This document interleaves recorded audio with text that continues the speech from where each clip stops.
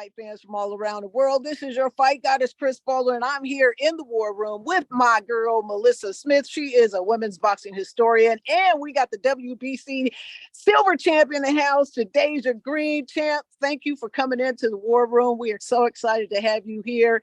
You know, I told Melissa, if Ann Wolfe and George Foreman had a baby, you would be that is lit. That's a good duo. We kind of know your story. We know that you started out in basketball. Your mom told you to take your butt to college and that you could have your life back after that. And you did the damn thing. You did your college thing. Now you are working your way. You just got signed to Jake Paul's MVP Promotions. Give us a little rundown how it's been, where you want to go, and all that. And then I'm gonna hand the mic over to Melissa. Of course. I'm just blessed and honored. First of all, I want to thank you guys for opening up your platform for me and wanting to hear my story and just tuning in. I appreciate the fans. I appreciate my peers. I appreciate all of the judgment, the comments and opinions. That's what we live for. The fans and the podcasts and the analysts and all the people who pay attention are what makes the sport grow. And I'm grateful. I'm a part of the MVP Promotions team, Jake Paul, Nikisa, Amanda Serrano, Mike, H2O. Phenomenal team. They get things done. Shout out to my managers, Danny and Veronica Soto. And my manager also, who manages my life, rather.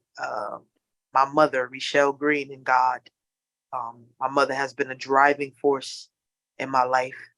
Still is very bossy and somewhat of in control of my life. I like to as long as you're down, you know what they say. I mean, the woman is nothing goes without her giving that confirmation. And I'm 33 years old. I'm married. Right. Look, I heard that. You got your own child, right?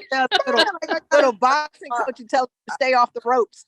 Yeah, like I don't like to call my daughter my stepdaughter, but she's my wife's child. But we all co-parent very well, me, her, and her father. And I have 4 beautiful nephews, 5 now actually. Wow.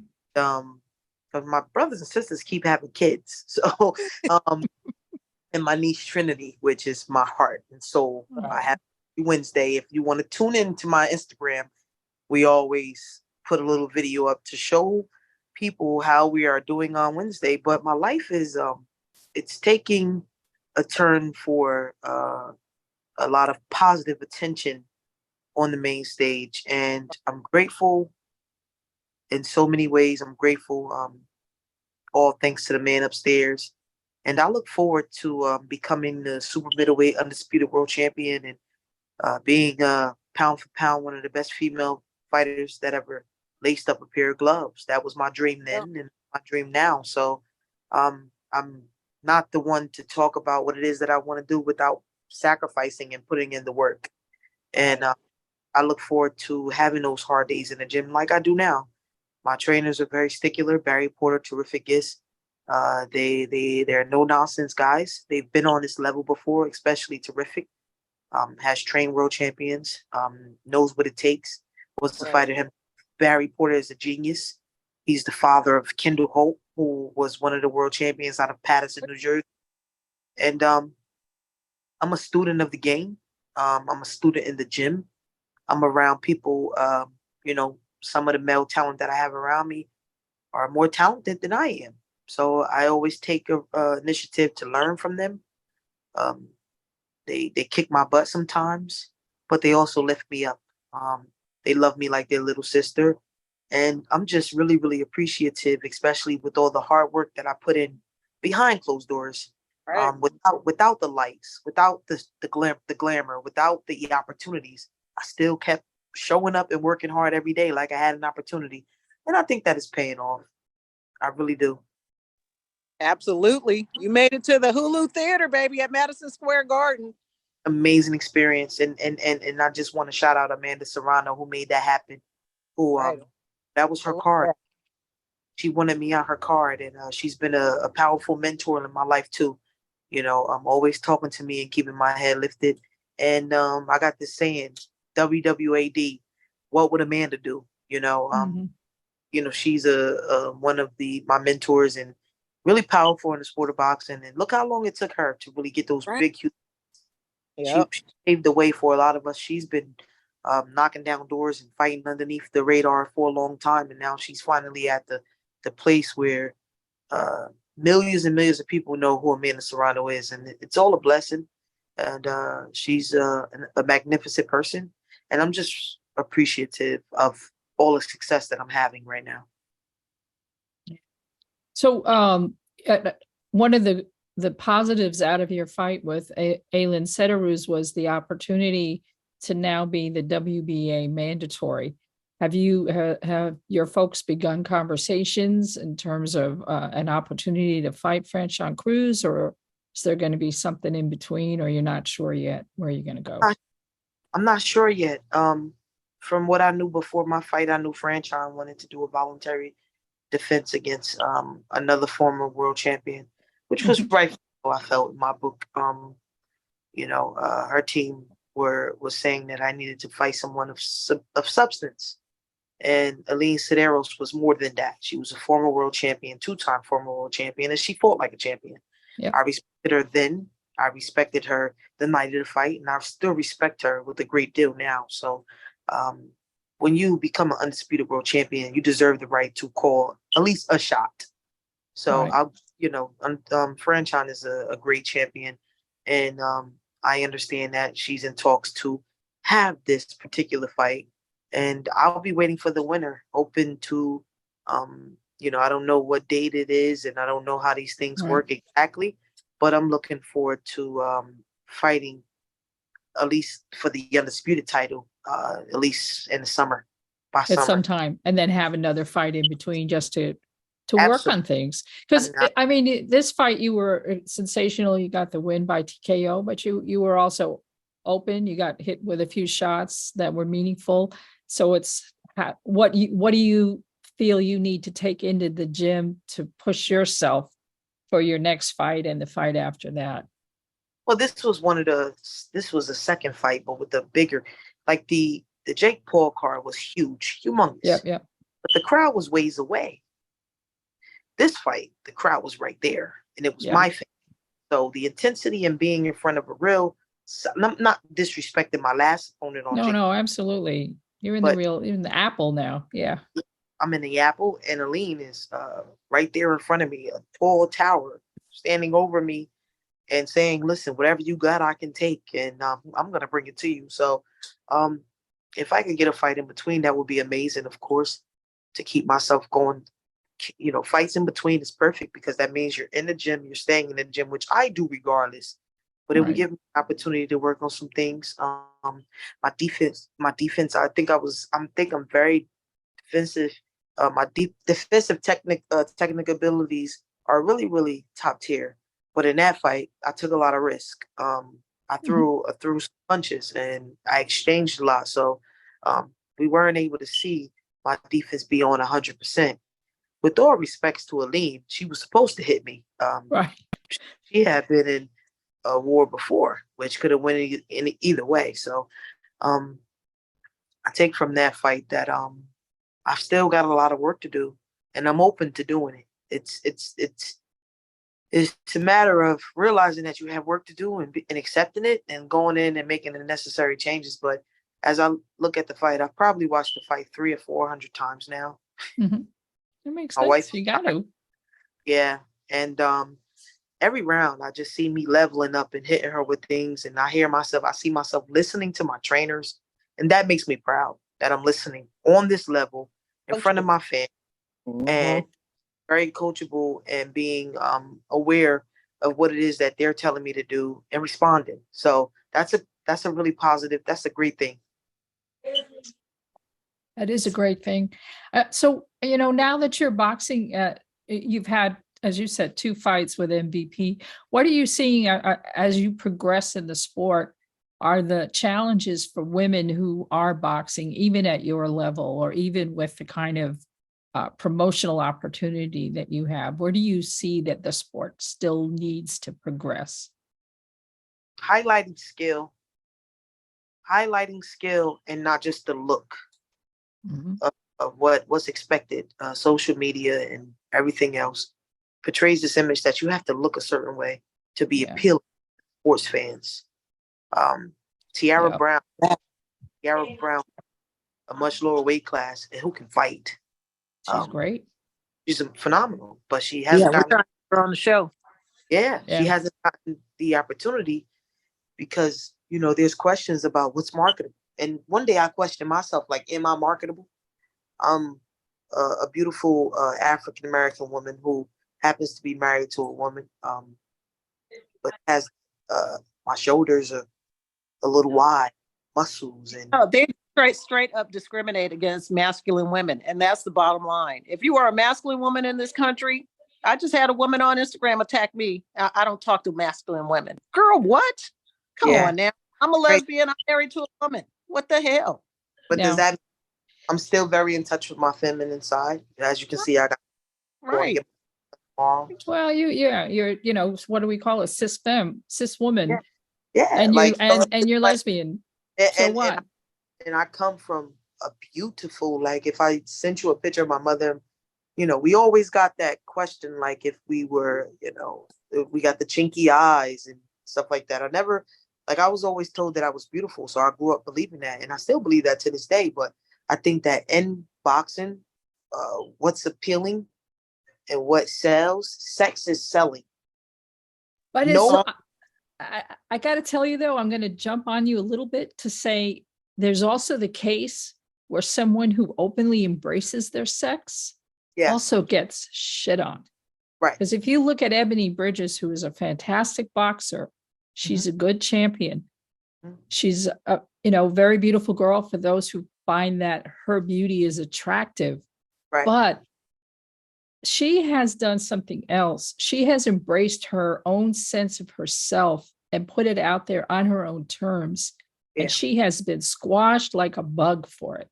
Yes, I saw that. I saw that. So it's two-sided here. It's like you can't have muscles, but you can't be too beautiful, or you can't acknowledge your own or have it on your own terms. Absolutely.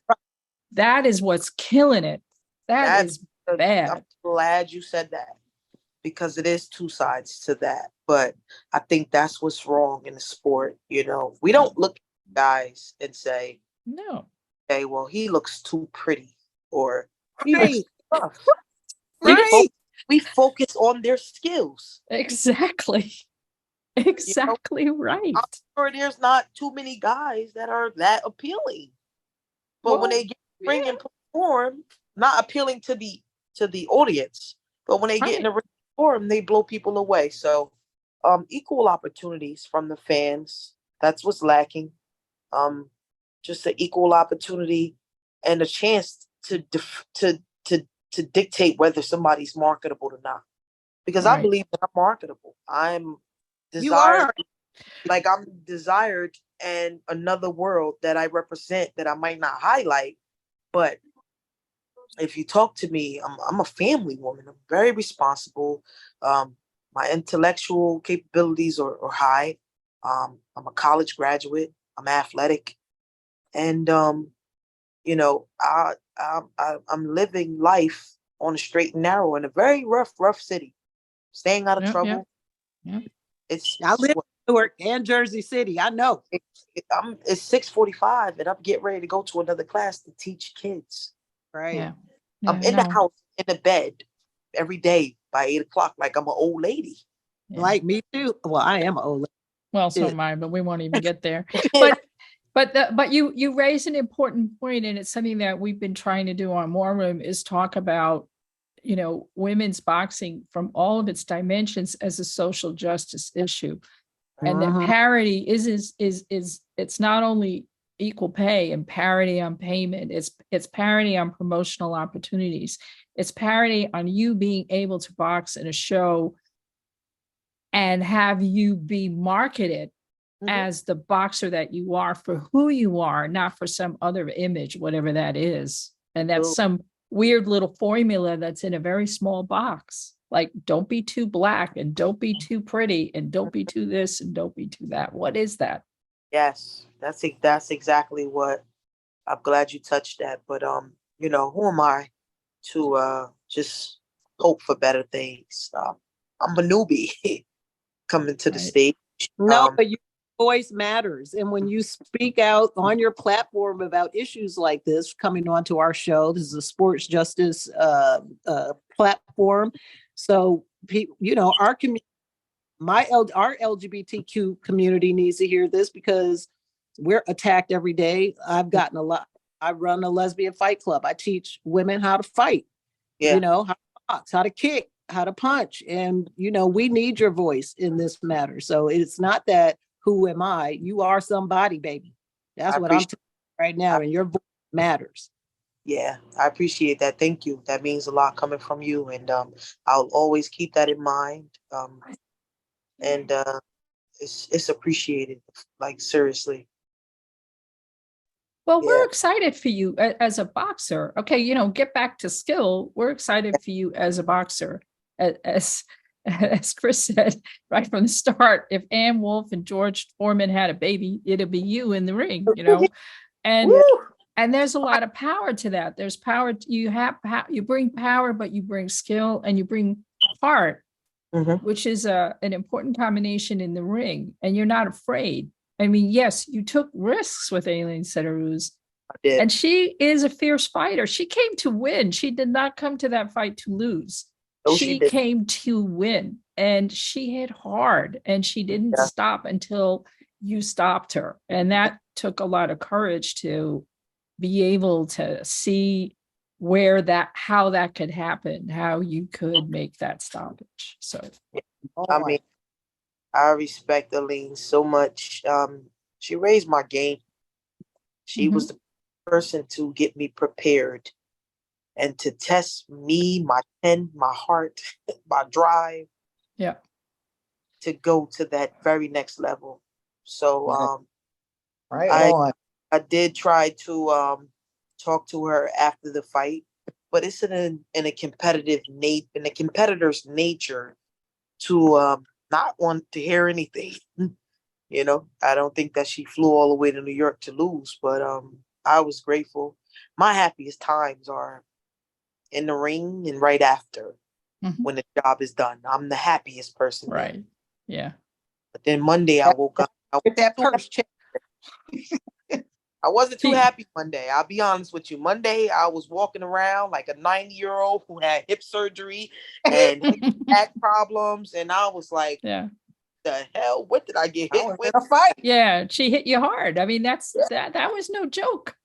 Yeah, it was a war, man. It was a war. Yeah. So what do you, when you go into the gym, what is your approach now? Having now had that level of fight where you have fought a former champion and a champion who lost, in an incredible fight on an amazing card at Madison Square Garden. Now you have fought her and won at Madison Square Garden.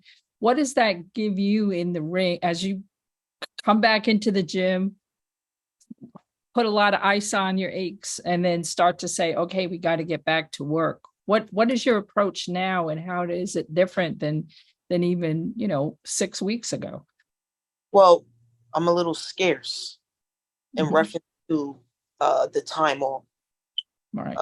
Took Monday off. I took Tuesday off because I had to, because I had headache and I had aches. But I was right back in the gym Wednesday, and I said to my trainer, like, let's do some pad work. When can I get back into sparring or whatever? And in their eyes, I should be taking 2 weeks off, eating and doing whatever it is that I want to do because I just fought a tough fight. But I was scared of the fact that a lot of people had said that, it was a tough fight, but I made it look so easy and I stopped her. So I'm a little conscious of that. Like, okay, in your eyes, it was easy, but I was in it. No, it wasn't easy. And I don't want to get that in my head that I can just go in there and do that to anybody. So I need to up my level. I need to up my skills. I need to be more alert. It was a great performance, but I'm ready to, I'm right back to work. Right. That's what I'm most comfortable and happy at. It's my job. I enjoy it. Mhm. And there was ways, and like I was comfortable the whole way, even when she was swinging. Defensively, I was very defensively responsible. I say I got hit clean and flush, especially in the fourth and fifth round. Mhm.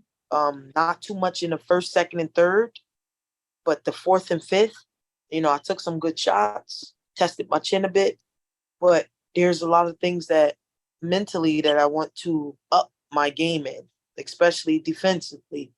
And the breaks in between, and I felt very poised and I felt very good during the rounds, but recovering in the while I'm sitting. So I'm a work in progress. Mhm. Every performance I'll get better and better. I displayed maybe 50-60% of what it is that I can do. I look forward to showing a lot more, and that's all. That all takes confidence and work, and hard work and Mhm. dedication. So, I've been in the gym since last Wednesday, and I'm gonna pick it up stronger next week. Right. Um, I should be sparring tomorrow. I'm excited about that because I haven't sparred since the fight. So I look Right. forward to getting knocked around a little bit. As you know, when you take 2 weeks off of sparring, or I Yeah, look no, absolutely. Yeah. But you're right. If you had a headache, then you're right Lose that. to Yeah. save your head for a little while. Yeah. exactly. Right. So I look forward to getting right back in. And we've got some really good competitors coming up, like Rajan Chance and Norman Neely, who's fighting in March 4th, and my stablemate. And Mhm. we support each other That's 100%, good. train with each other. So they're in preparation to get ready, and I want to be in full support of them. Rajan is a really magnificent fighter who's coming along and really turning into a beautiful pro fighter. He's 7-0 with Mhm. 5 KOs. Norman Lilly is just coming off of a controversial loss that he took on such Right. a short notice. Heavyweight, dominant power, speed like you've never seen before. Ian Green is also one of my stablemates. 160 just went to number 7 in the WBA. So Mm. I'm really surrounded around some great fighters. Jake Paul is fighting next week. I look forward to watching that and really enjoying how he's coming around and resurfacing himself as a Right. phenomenal fighter, which is very interesting and exciting to watch. He's really putting the work in. So I am right back in the gym and just like I said, training the kids from Patterson Recreation and Right watching on. them up, watching them develop is fun. Yeah. And seeing the kids that couldn't even step with a jab, now they're stepping with a jab, they're shuffling. So my Turn life your is camera a little bit there. I can see. Yeah. There you go. Good. good. Yeah. So it's an amazing process, and I'm excited about everything, honestly. Right Oh, on. Anything yay. else add to this, Melissa? No, just we wish you all the best. We know the 168-pound division is a tough one. There's a lot of there's former champions like Christina Hammer in the division. Whether or not she's really available for fights is a question. You got Raquel Miller. She's another one. Came out of USA boxing program, a terrific fighter, but it's just sort of like has had a really hard time getting fights. So we'll see who you end up being paired with for your next fight on your way to contesting for some really big things. Absolutely. I'm looking forward to it, and I'm ready. I'm excited. Cool. Right. Right on. Well, look, thank you for your time, Shay Green, the Thank you. KO machine. That's what they Yay. Terminator. Right on. So look, thank you guys for tuning in to the WAAR Room. We will see you next time. You can look for us at I'm at Angry Afro Radio on Twitter, and check us out at warsports.com. Melissa, you want to tell the people where they can find you? Sure. I'm at Girl Boxing now on Twitter and Instagram, and my website is girlboxing.org. Shay, And you want to tell Shay, people where they can find you? Hey, Shadasia_Green on Instagram, Shadasia Green on Facebook, and Shay Green on Twitter. It's the awesome. same. Right on. Right All on. Thank you, Shay. We'll see you right. next time, champ. Next time. Next All time. right. Thank you. Thank you. Bye-bye.